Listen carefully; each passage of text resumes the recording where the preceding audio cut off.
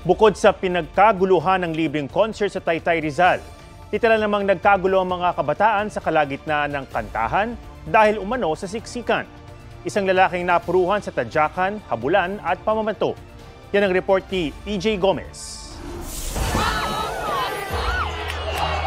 Tadyakan at flying kick. Habulan na may batukan. Tulakan hanggang pati ang plastic barrier, pinambato na. Sa gulong yan na uwi ang libreng concert sa Barangay San Juan, Taytay Rizal nitong Sabado.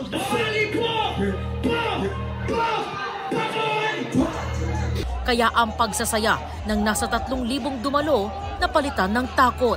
Kwento ng ilang saksi na mga menor de edad na pinayagang humarap sa media ng kanilang magulang o guardian, nagsimula ang gulo ng magkasiksikan. Nagkatalunan lang po, tapos yun na po, nagkasikuhan, kasipaan. Yung nagsisigawan na po doon sa may banda pong gitna. Sabay pagkatingin ko na po doon, nagkakasuntukan na po sila. Bigla pong nagkulasan. Pawang mga grupo ng kabataang menor de edad umano ang naroon. Naghahabulan na nga po sila. Atras abante, hanggang pong dumating na po yung maraming mga pulis. May punto pang isang lalaki ang nakahiga na sa kalsada at nabugbog ng husto. Marami pong nasaktan Kasi pagbato po ng barrier po. Tapos may bumabato din po ng tsinelas. Yung may sumipa din po.